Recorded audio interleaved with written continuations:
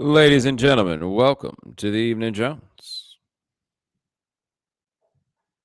All right, if you're watching eveningjones.com, need you to log in, Twitter profile, Facebook profile, however it works, go ahead and do that. Once you do, you can participate in our chat room. You can also send in your questions. Type them out.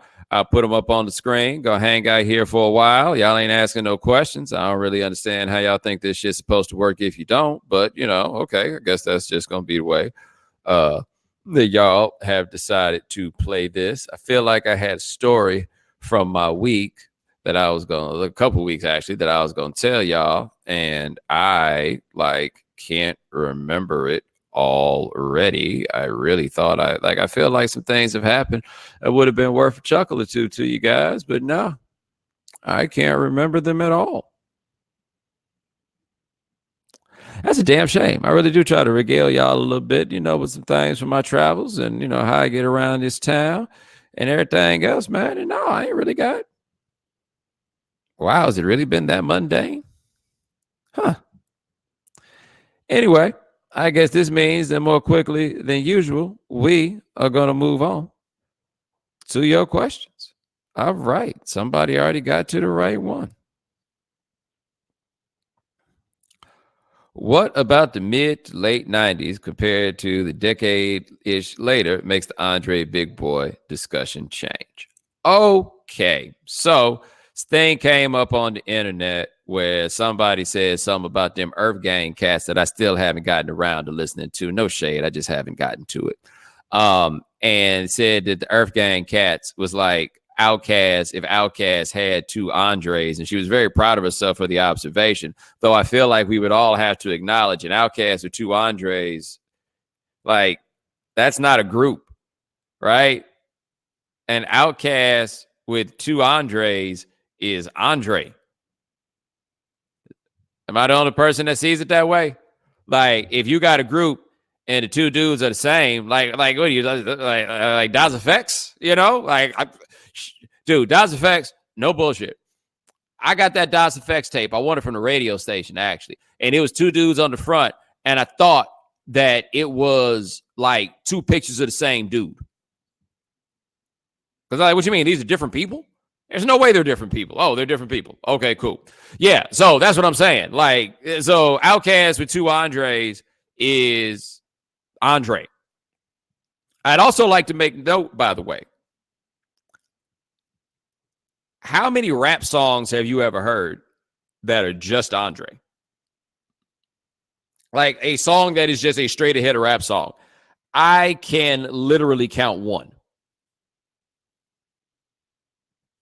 Right? That one has to be Day in the Life of Benjamin Andre off of the last track on The Love Below. Can you name another track that you've heard that's just Andre rapping? I don't mean that to like shade or anything like that, but seriously, like, can you name one? I can't. Anyway, and of course, that set up a thing where, why y'all be overlooking Big Boi, which those of you who have followed me for quite a while understand is wheelhouse territory for me as far as stuff I do, because I have been the leader of the Big Boi appreciation movement for a very, very, very long time. But I need you to understand something. When I get into a discussion of Big Boi and Andre, I'm really not spending a lot of my time thinking about which one of them is better than the other.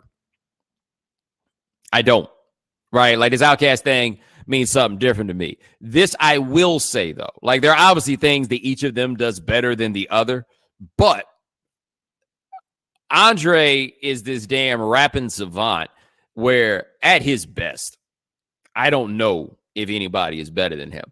And part of why I don't know if anybody at their best is better than Andre is because I don't know if anybody in rap has a better voice.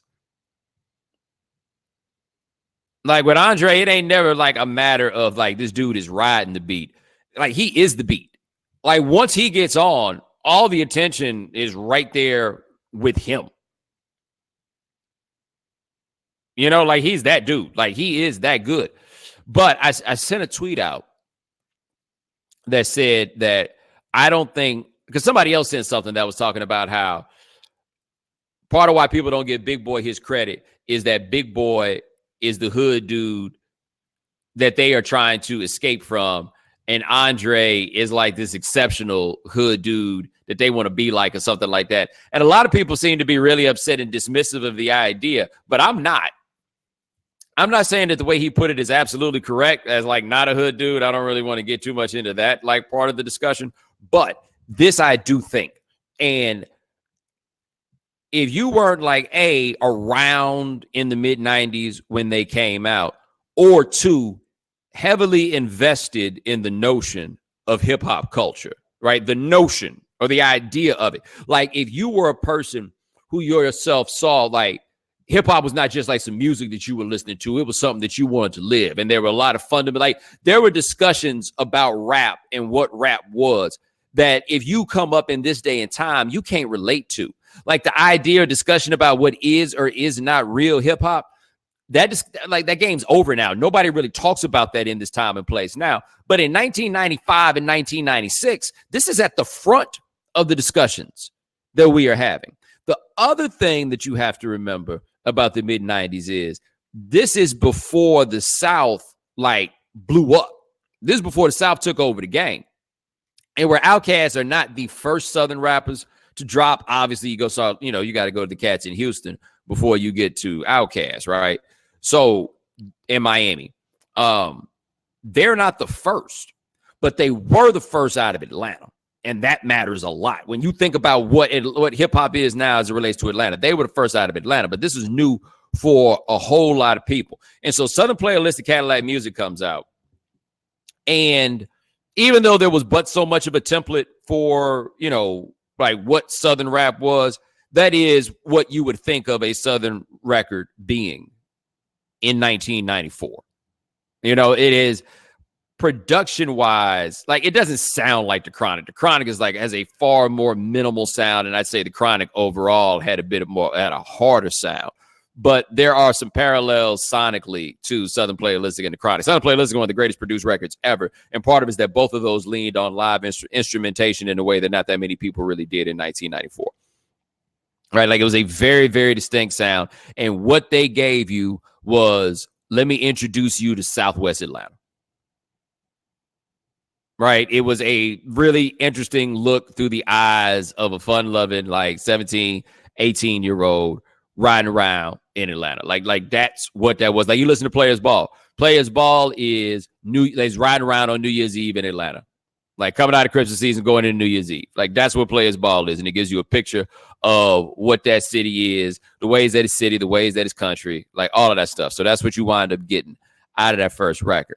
You go to AT Aliens.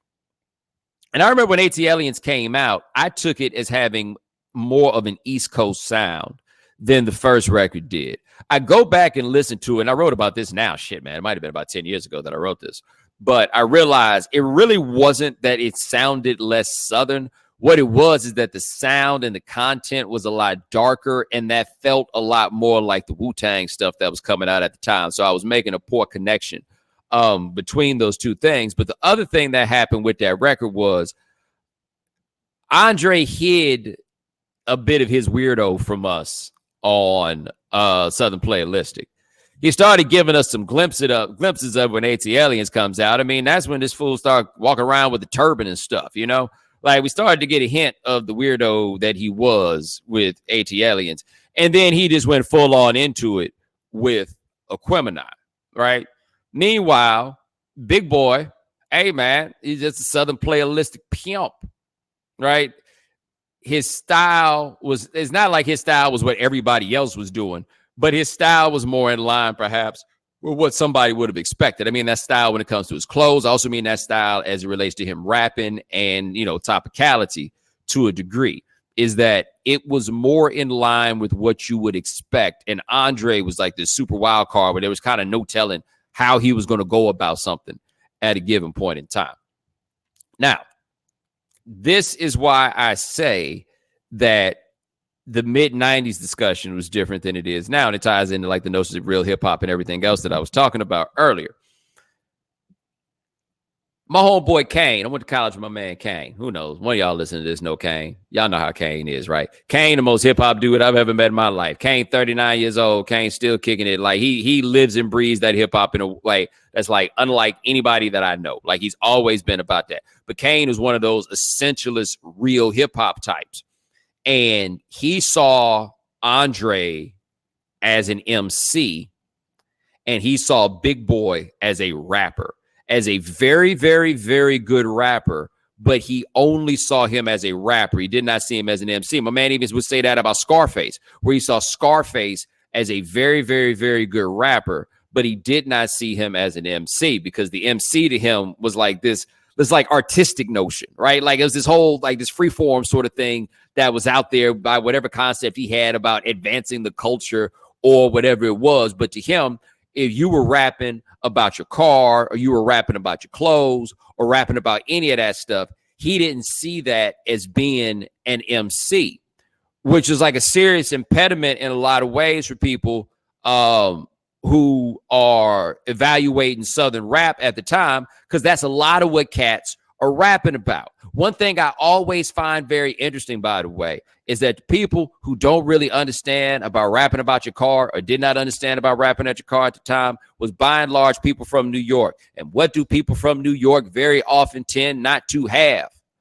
Cars. You can't rap about a car that you don't have.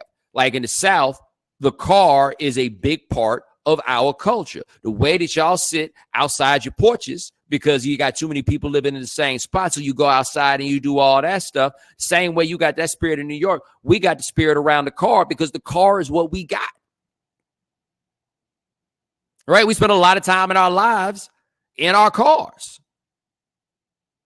But a lot of people at that time looked at rapping about those things as being lesser. And it's not like that was always the case, that people saw the game in that way. But as we started getting into the mid-90s, and we started getting into kind of like a new golden age of rap, it became now, at that time, again, it became very much so about controlling the direction of the culture. Like, this is stuff that people can't relate to right now. But there's a lot of people who at that time saw into the future and were like, yo, if we don't get a hold of what it is that we're doing right now, then it's going to be taken away from us. And we are not going to have the say-so in the direction of our own culture that we have right now, right? And so a lot of that became, yo, we need to hold on to what we got. And part of holding on to what you got is we can't be out here on this commercialism. We can't be out here talking about things that we're seen as being of a lesser substance. Does that make sense? You understand what I'm saying? And so when you start with that as being the times that we are in, Outkast was so dope, where they were honestly the first group that I can think of where geography could not stop people from appreciating what it was, right? So as there was an East and a West thing that came up, boom, then Atlanta came out, right? And everybody pretty much was on board. They got booed at them Source Awards, but that was a wild night in there. People got on board with this one quickly, right? But you wound up there, like Bijan talking about that, like the era of conscious rap and all of those things. Andre was more in line, at least on a superficial level, with what those who believed that he was going in the right direction of the culture. Those folks were more inclined to rock with Andre, because they look at him and they see him doing that art school type stuff, right? And they're like, oh man, he's so creative. And then they look at Big Boi, and Big Boi got on the Kango, and Big Boi got them braids, and Big Boi got the jewelry and all that stuff. They looking at him like, and then there's one of these like fools from the South, because you got to remember how little people thought of us. And so even though Andre is unquestionably Southern and has that ridiculously thick Southern accent and everything else, people were able to view him in a way that's kind of like how people like Fonte, like if you ever meet Fonte from the South, like ain't no way around that. Fonte from Greensboro. Yeah, like Fonte from the South. But you can listen to Fonte as a rapper and not think of him as like, you don't think of Lil Brother as a Southern rap group. You don't think of him in that way. And so this is at a time where there was a serious, powerful bias against Southern rappers. Big Boi looked the part of the Southern rapper in a way that Andre did not. Andre operated much more in an abstract space, right? like Andre, I think it's what people say about Thelonious Monk. I don't listen to like enough jazz to really be the one to give you, but they say the thing about Thelonious Monk and where he operated at his best was in empty space. And Andre operates very well with empty space.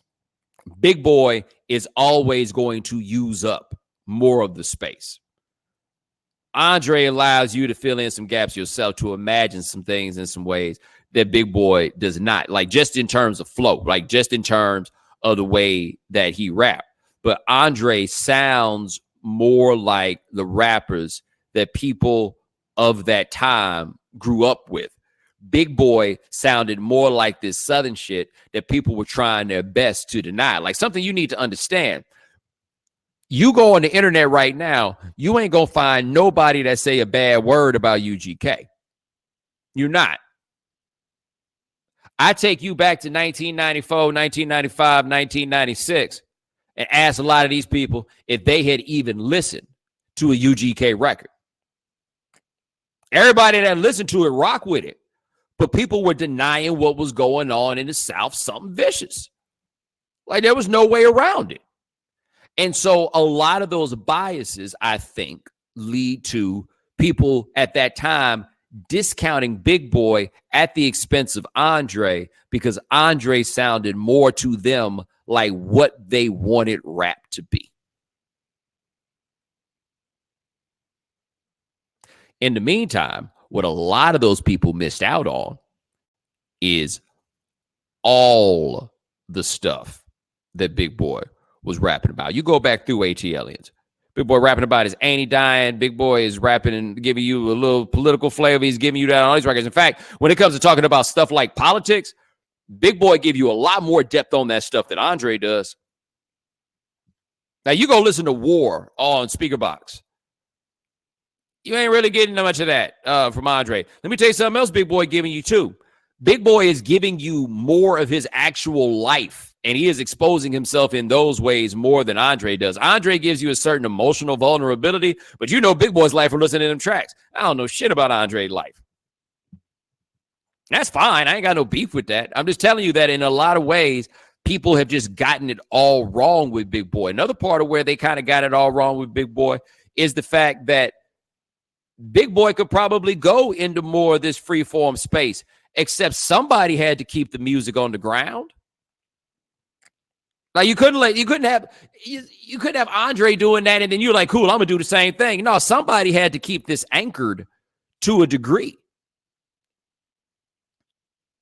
You know? And so that's what I think happens with Big Boi, is that those of us who were of the time, I really don't care what you kids think about this one. Like I saw my man Justin Tinsley was tweeting about this stuff. How old Justin? Like 31, 32? His opinion is so irrelevant to me on this matter. As for the rest of you youngsters, I just don't care what you guys have to say about this one, because this is one where I'm like, yo, you kind of needed to be in the time to kind of understand the ups and downs and the things that people say. But like the Big Boi Appreciation Society that exists on Twitter right now, I'm telling you, 6-7 years ago, maybe like they wasn't there in the same ways. They wasn't.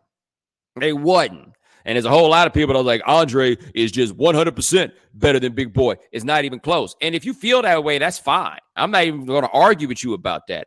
I'm going to just tell you that if that's the way you say it, then you don't get the point on Big Boi, and that's your own stupid ass fault. Now, you could say that you think Andre's better. That's cool. Doesn't really matter if you do, right? Do or don't, whatever. You could say that you think he's better. That's fine. But if you're saying that in a way that is dismissive of Big Boi, then I feel like you don't appreciate just how dope Big Boi is. Now, granted, some of you may find some irony in me saying it like that because I got into it that one time on the internet with Talib Kweli because I said that, no question, Big Boi was a better rapper than Talib Kweli. Talib Kweli did not like that. He said I was supposed to add him when I did that. I may or may not have sent him the YouTube video to Carl Thomas emotional because that is how I felt he was behaving. By the way, I ever tell you about the time I went to go see a girl in her dorm room and I thought I was going to get it cracking. And then I got there and she answered the door and she was wearing like some leopard print pajamas. And I was like, okay. And then I sat in the room and then she just played Carl Thomas emotional on loop because some other dude she was messing with it messed her head up. And I just kept sitting in there for a while, like, so when's this going to turn? Right? Like, when's this going to flip up and like get in my favor? It never did. Not that night. Not no other night. Never did. Anyway, yeah. So, yeah, I think like Big Boi is unequivocally a better rapper than Talib Kweli. That is what I think. So I'm not saying that I don't believe it's possible to say somebody's unequivocally better than somebody else. I am saying, however, are you really trying to say that the gap between Andre and Big Boi is the same as the gap between Big Boi and Talib Kweli? Like, I need you to ask yourself that. Because if you think it is, you just might be into a bunch of shit that I'm not. That's fine. But like, kind of put that into perspective. This dude said he thought I was gonna say I went to this girl's room and then she put on some Kweli. Yeah, that would have been interesting. But I feel like, at least for the era and the time, like 98, 99, like I feel like if you walked in and she put on some Kweli, you would not have been surprised because she'd have been walking around campus in camouflage and you'd have smelled the incense from the door.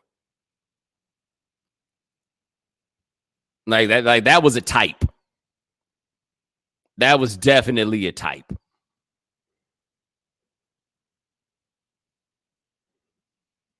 That makes sense. Big Boi stuff was worth the time because I kind of teased it out over a day. I feel like that thought was kind of worth the time. By the way, speaker box greater than Love Below. That was the other thing too. Yeah. Hold on. I'm gonna get back to that before I get to the next question. But this is kind of a thing where, like I say, people dismiss that dude for talking about Andre being like the hood dude that they wanted to be, and Big Boi being the one they wanted to get away from and stuff like that. Oh, here's what Andre was also. For those of y'all who thought that hip hop needed to be transcended, then Andre was your guy. Like, for people who like rap, but then they still ultimately find rap to be simple and primitive, and a lot of people that love rap that don't realize that they feel that way. But they're the types to be like, yo, Outkast, it wasn't just hip hop, it transcended hip hop. Hip hop cannot be transcended because, as Chuck D made the point, hip hop is music that's made from music. We can incorporate anything and bring it into rap because that's how it works. You cannot transcend it because it is literally the only music that encompasses literally every other kind of music. Right? So you cannot just like, you can't transcend rap. But for those people who did see things that way, Andre out here crooning and doing all that stuff and everything else, for those who don't realize that they actually dislike rap as much as they like the way it sounds, then Andre was your guy. And as a result, because Andre did his thing in that way, a lot of y'all then looked at Big Boi as being like simple or primitive himself, or like he ain't really on something new. Man, you go back and listen to the way Big Boi rapping on Equipment Stank on your all those. Like, you go back and check out what Big Boi was giving y'all on that stuff. Yeah, I bet you'll realize you were wrong.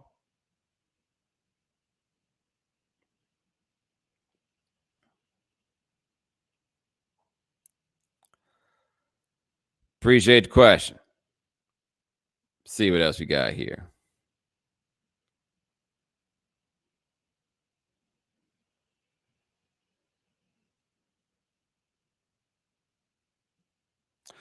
Do you think Kevin Hart meant well with his comments to Lil Nas X? Of course not.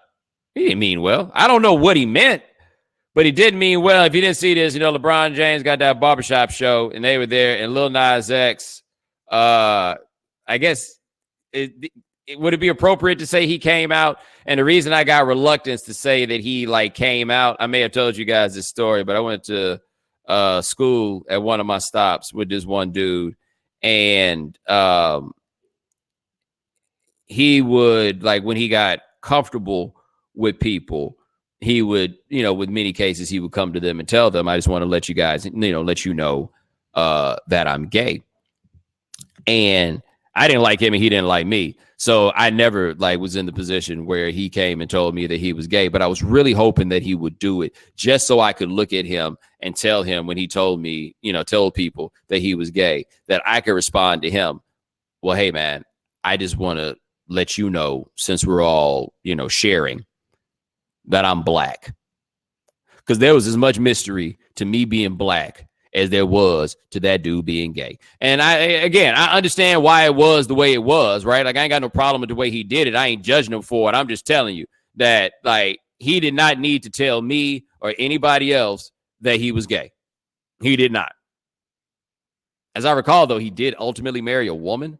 Somebody told me. And that, okay, come talk to me about that. I got some questions there. But you being gay, come on, man.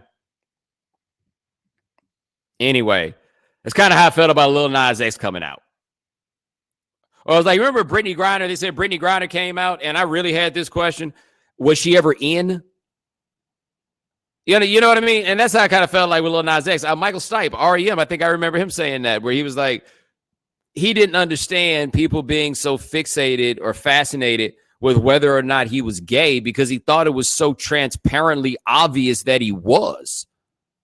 And so that's kind of where it was with Lil Nas X, where it's just like, okay, cool. I understand the magnitude of you doing such a thing. Like, I'm not discounting what it was that he did. I'm just curious, like, who the people were that heard that and were like, are you serious?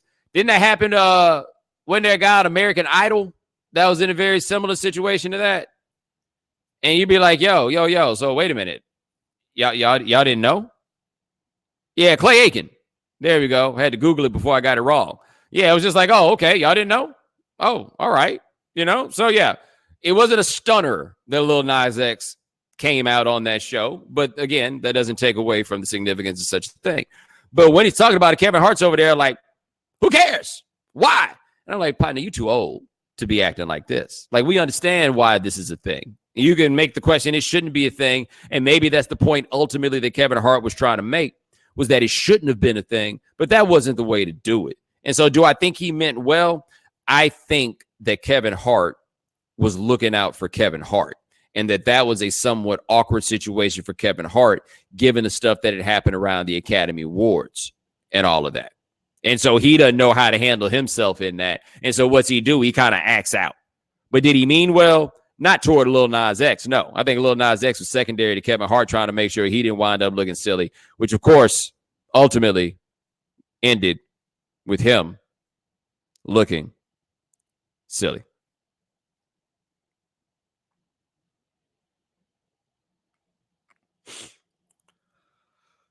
Appreciate the question. Let me see what else we got here.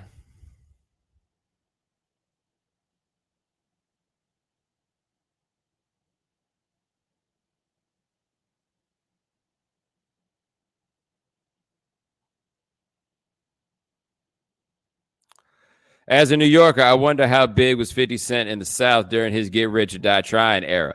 Couldn't tell you, dog. I was in California, but he was a big deal out there.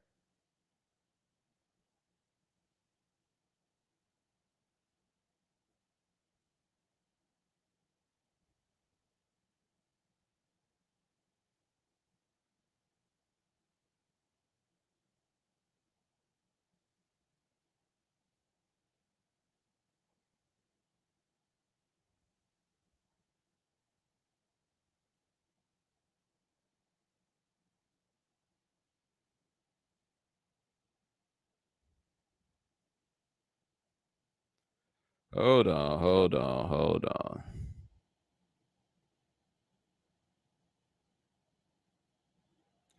How are you going to say you never heard a good posthumous album? You never heard Better Days or Till the End of Time by Tupac? First of all, when the hell did I say that? Seriously, when did I say that, Michael R.? I don't like the Tupac posthumous albums, but I'm like, really though, like when did I say that?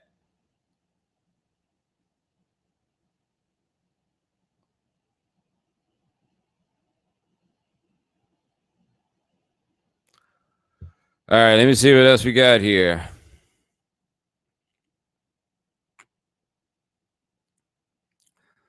Folks got hemmed up on felony theft, spending money deposited in their account. $120,000 gets deposited in your account that you didn't know about. How long before you spend it?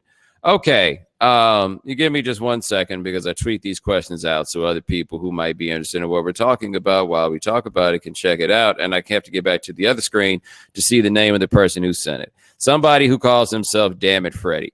And let me say this, Damn It Freddy. You might be the dumbest motherfucker ever to ask a question on this show.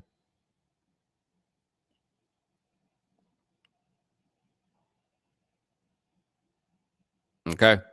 And here's why I need you to understand this. I want you to read this. I want you to read what we said, Freddie. Folks got hemmed up on felony theft, spending money deposited in their account. $120,000 gets deposited into your account that you don't know about. How long before you spend it? I don't spend it, Freddie. Why don't I send it? Why don't I spend it, Freddie? Let's go read your question again. Folks got hemmed up on felony theft. That's why you don't spend it, Freddie. You knew that money wasn't yours. Let me give you another example of people doing very similar things. Let me see if I can Google this up properly. Here we go. New York Times, June 19, 2003. More than 100 members of the Municipal Credit Union were charged yesterday with looting hundreds of thousands of dollars from automated teller machines when a computer failure caused by the collapse of the World Trade Center allowed virtually unlimited access to money. So, yeah, it was cracking after 9/11 because everything went haywire and people was just getting money out of the ATM. And I guess somehow they thought nobody was going to come hem them up about the money. You know what this all sounds like to me? Did y'all ever have a scandal at y'all's university involving long distance phone calls? Did y'all have like long distance phone call numbers bounce around college?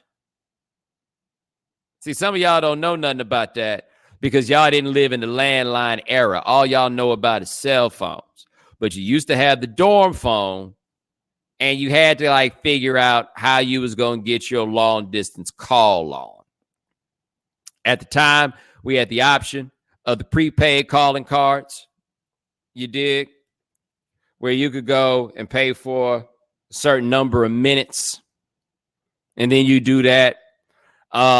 My era is a little bit outside of the payphone era where people could do that because they wasn't just letting you make a long distance calls on your dorm phone. Right? You run that thing up. But what would happen invariably would be somebody would have a job on campus, and their job on campus would give them a calling card number, and they'd use that number, and then they bring it back to the dorm, and then they pass it around, and now people are making calls. Right? Like that's how it will work. And every year, people be in there putting in them numbers, making those calls. And then every year, they'd round everybody up and be like, yo, what's up with these phone calls? Every year, this same thing would happen. They got me on it once. I was cool, though. Like, I wasn't really getting them. I was making calls for work from my dorm room.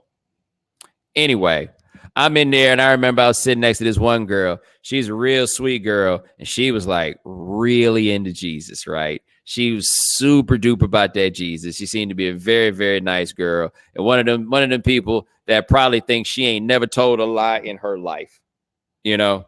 Like, she operates in that space.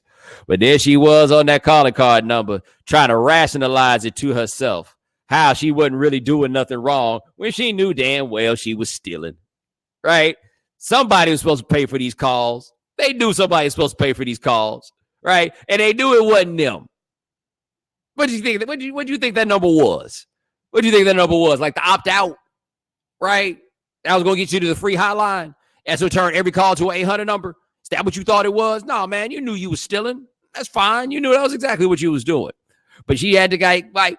But my point being, you look up and it's 120 G's in your account. You think it's a come up. You know damn well it's not a come up. Or you think it might be a come up. But more than anything, you know it ain't your money.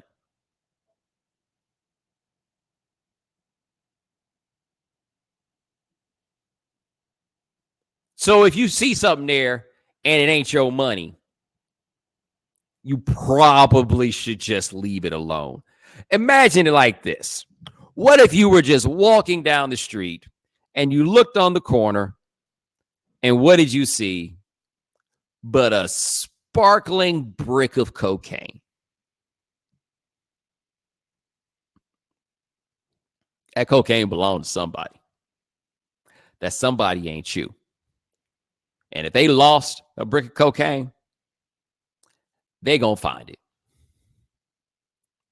Inquiries will be made. $120,000. It's a lot more than a brick. Inquiries will be made. Somebody said, would you call the feds or the bank first? Oh, no, I ain't calling nobody. I'm just not touching nothing. I am making the same sorts of purchases and withdrawals that I would have ordinarily. Like when they take that 120,000 back out, I'm going to be like, that feels a lot more like normal.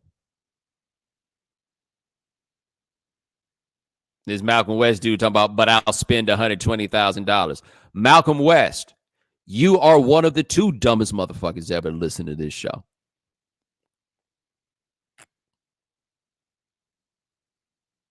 I'm amazed how stupid people are sometimes, man.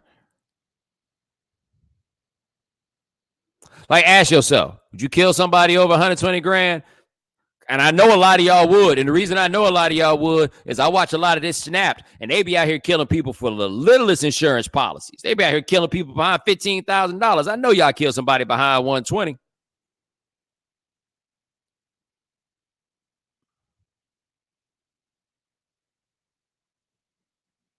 Sammy's like, he's with Malcolm. Another idiot. I'm just amazed. I don't understand. Should I be insulted by this? Right? Should I be insulted by the presence of so many idiots in this, my most personal piece of content that I offer you guys? Should I be insulted that people that stupid actually find what I'm doing here to be like interesting enough that they do it in real time? Because I would like to think that I'm offering you guys something that comes with a certain level of intelligence that should shake off some of the stupid. Like, if I can't get rid of you, the least I can do is help make you smarter. And apparently neither of those things is happening with you people trying to take this $120,000. Talking about victimless crime. You go find out who the victim is. Let me tell you something about crime. The real victim they care about is the economy. That's the one they looking out for at all times, is the economy. My brother would talk about that one time. Let me tell you, like you go forget about robbing a bank. Go rob a grocery store. Make it to where the grocery store can't open for a couple days. They're going to throw you under the jail. And you know the big one.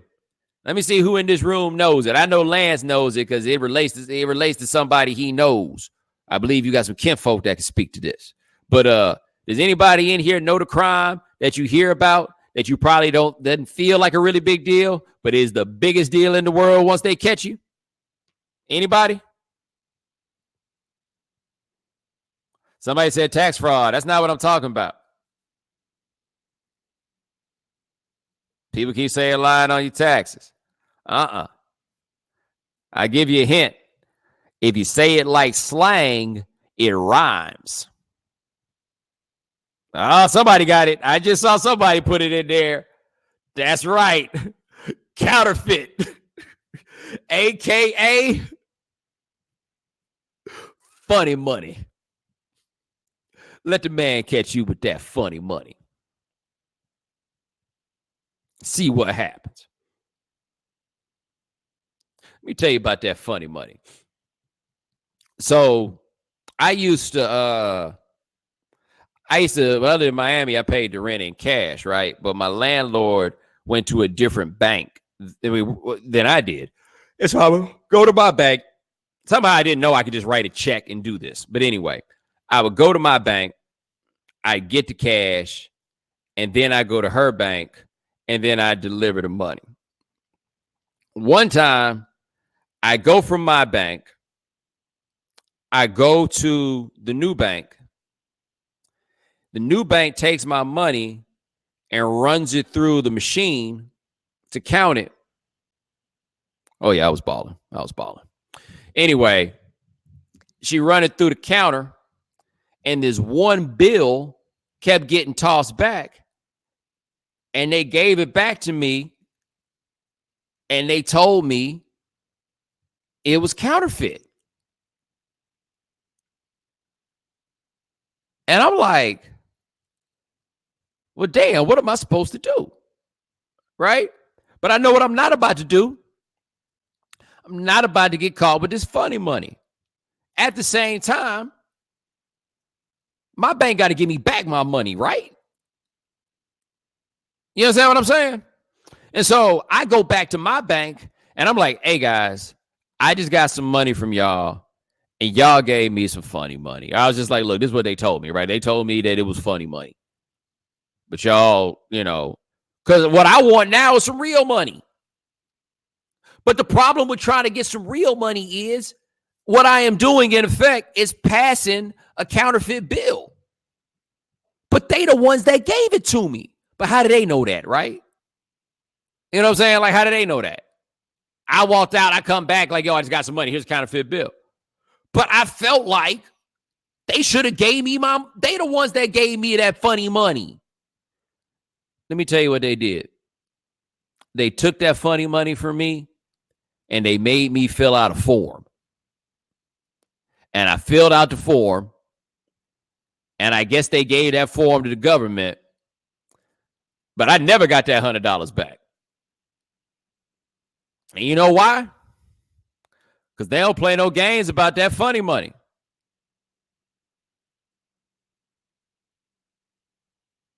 Don't get caught with that funny money.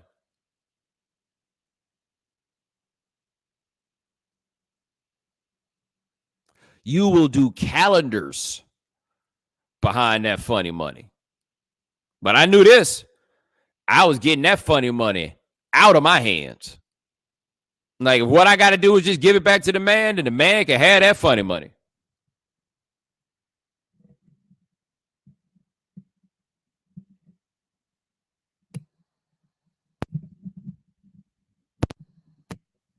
Sorry.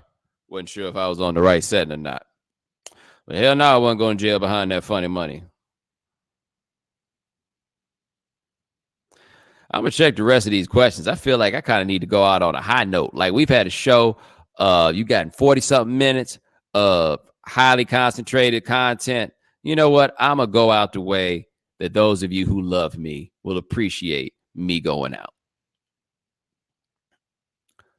Who are your top 10 Houston artists, and do you throw Meg Thee Stallion in it now? 10. You want 10. Not even top 5. Not top 3. Nope. You want 10. 10 of them. How about this? How about I give you my top 3 ghetto boys?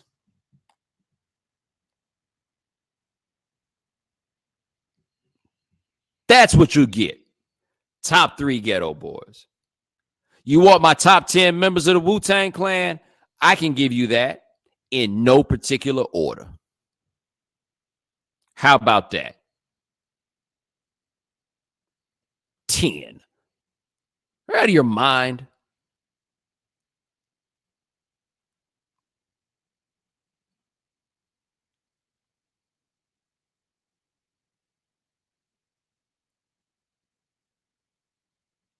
All right, one more.